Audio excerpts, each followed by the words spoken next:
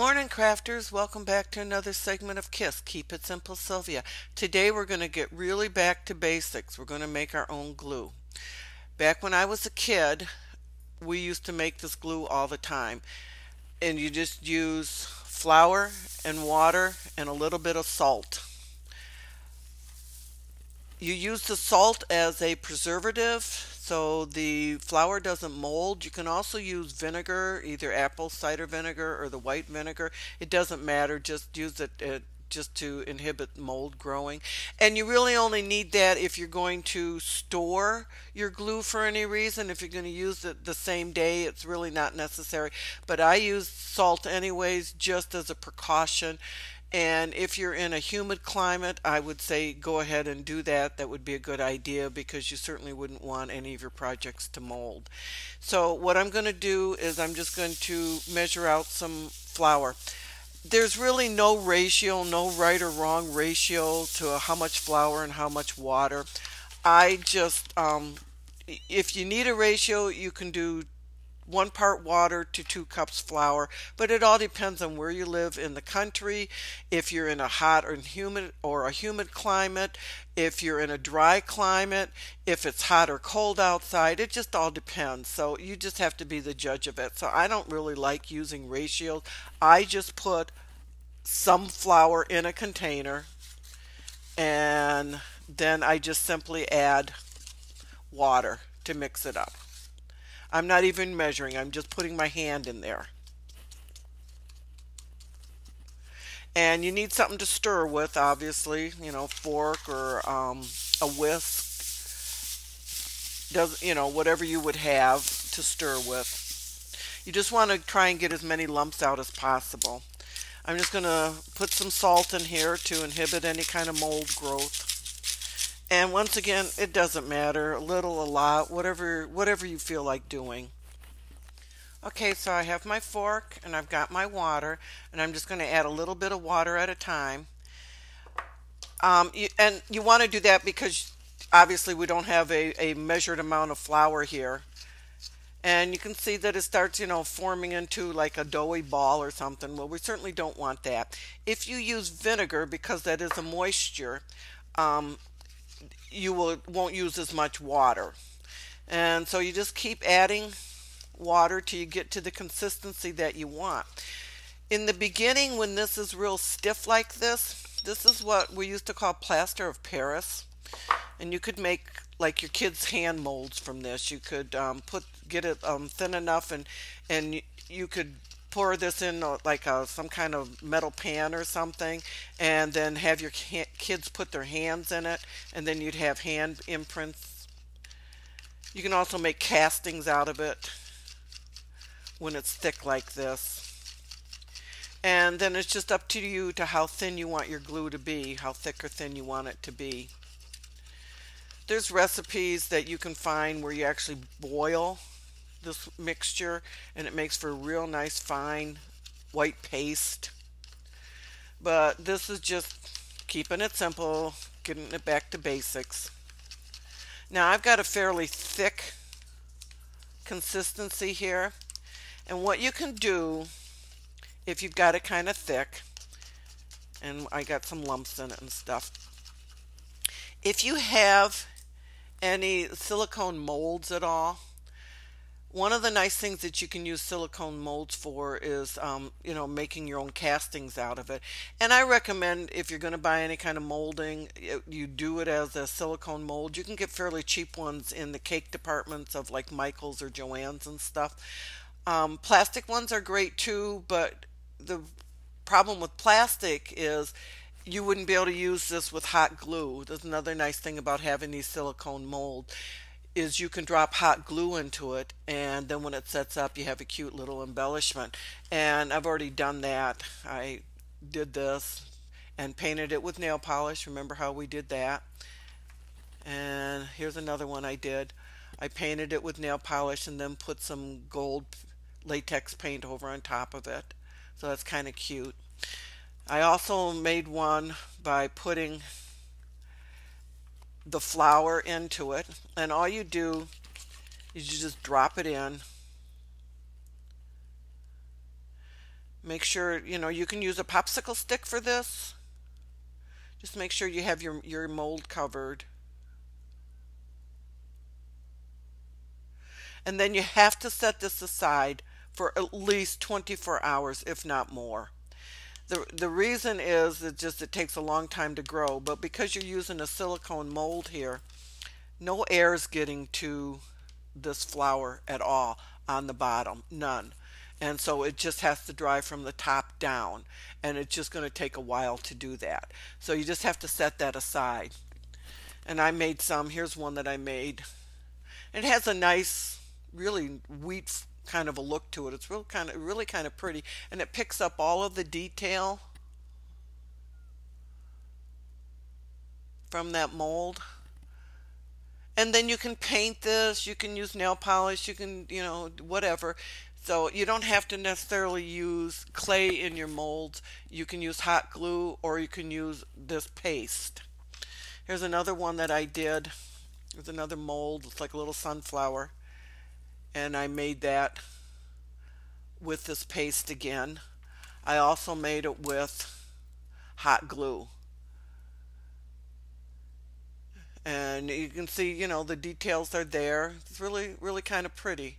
This should obviously be more fragile than the hot glue because the hot glue is a silicone-based product itself. So it definitely, like we talked about, it's rubbery. If I were to bend this, I'd break it. So you have to be very delicate with this. But, this is a neat way to make some of your own embellies. And then another neat thing that you can do is you can thin it down just a tad bit more. And then it becomes glue. And you can use it to do paper mache. How many times as a kid did we make paper mache objects on balloons or the bottom of bowls or whatever we could do as little projects and stuff? And so it's just a fun way to do things. But in the crafting world, another nice thing that you can do with it is I've got a piece of journaling paper, which is a watercolor paper, and then I've got some pages from a dictionary that I'm just going to tear up, and I'm just going to get these all wet with the paper, paper mache, and then I'm going to add them to my journal here. And if you keep your paste fairly thick, one of the nice things you're going to do is you're going to get some nice texture on it when you add this to your journal. And then you just keep building up your base here. And because we're rubbing some of this back off, we're not putting it on super, super thick, it's going to dry fairly quickly. And by quickly, I mean within a couple of hours. I don't mean in minutes. And this is a nice way to get some added texture onto a project without having to use modeling paste or any of the other products that are out on the market to do this with. You just have to make up your own paste. And it's a quick and simple way to add texture to anything that you want to do.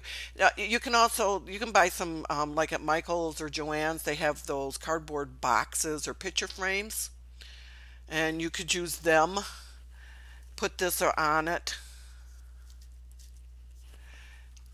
and then you've created a nice textured background.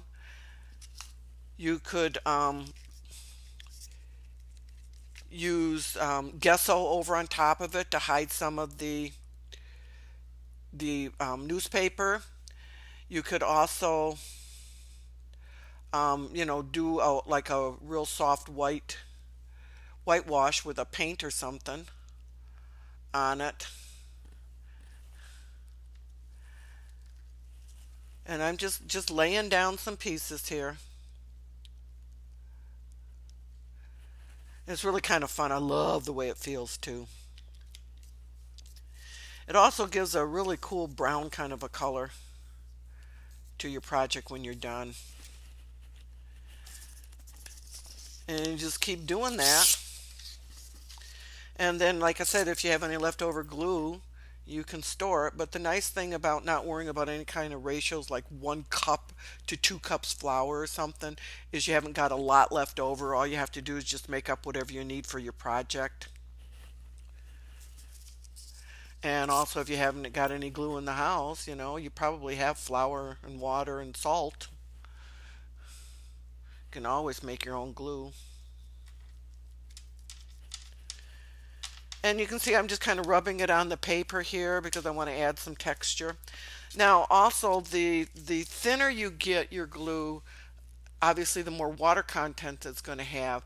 So depending on the paper that you put it down on, it might soak into it more. Watercolor papers obviously are made to float the water on top of the paper a little bit longer, so then they won't buckle. But if they buckle, you can always flatten them out. You can put a heavy book on them or something. They'll flatten the paper out, the page out. You can also scrunch up your paper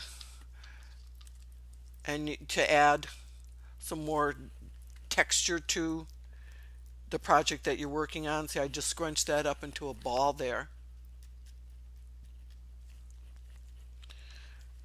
And add, for whatever. This really works great on those picture frames and the boxes and whatever that you have at Michael's or Joann's. You can even use chipboard. You can put this on top of chipboard for embellies.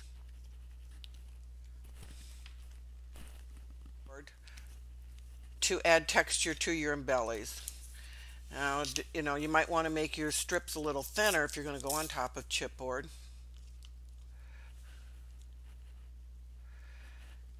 And what you could do is you could wrap it around the chipboard.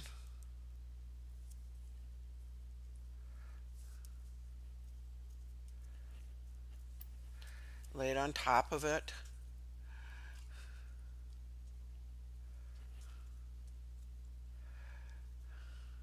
And while the paper's wet, you can press it to form.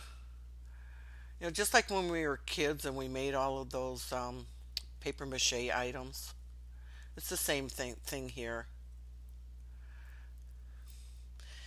Another neat thing that you can do with this too is you can actually take your own paper, shred it up real small, put it in a blender.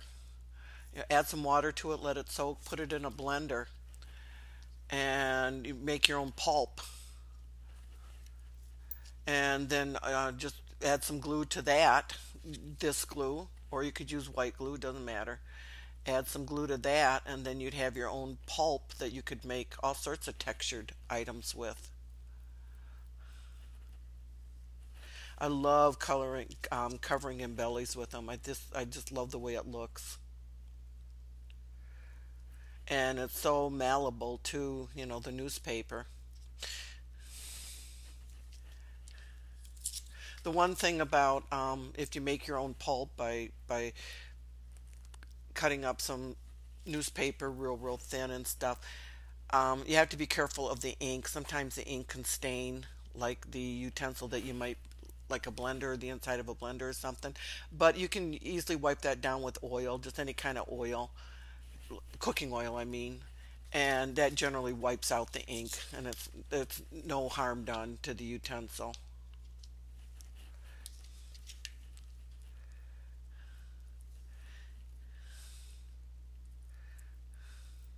Let's see, I got this almost all covered.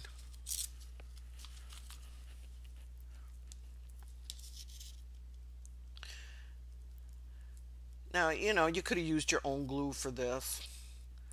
Any white glue would have been just fine. But I think it's kind of fun to get back to basics and use some of the things that we, have been handed down to us from our grandparents. And so I'll just set that aside to dry. And then I'll just coat up another one. Use up the rest of the glue that I've got.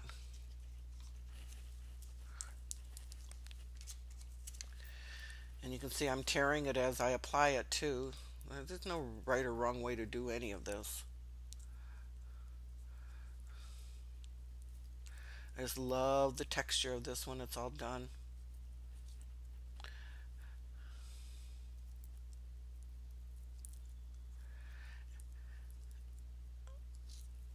Okay, so we got that one done. Just adds another dimension to your chipboard here.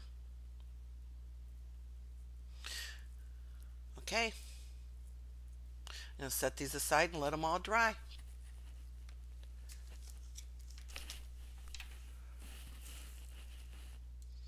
Okay, crafters, everything's dried now, and I just want to show you what I did with them. I just inked the edges up and inked so you could see the texture on it, and put a little happy day on here. And this is the little embelly that I made from that mold, and I just inked the top of that, and then did a little baker's twine on the top here. Actually, I did with this baker's twine, you can't really see it very good, is I had a chevron stamp, and I just stamped some brown ink on it. It kind of came out kind of cute. And here's the other one. Cute little button to put on. Did the same thing with that twine. Inked it with a chevron stamp. Wish you could see it because it really is kind of cute. You can see a little bit there. And then with the paper, I just did some watercolor inking on it. I'll probably use these as backgrounds to cards. Nice thing about this, and when I did use the watercolor background, is it lifted some of the paste, and I don't know if you can see that real good, so it almost looks like it's a crackle.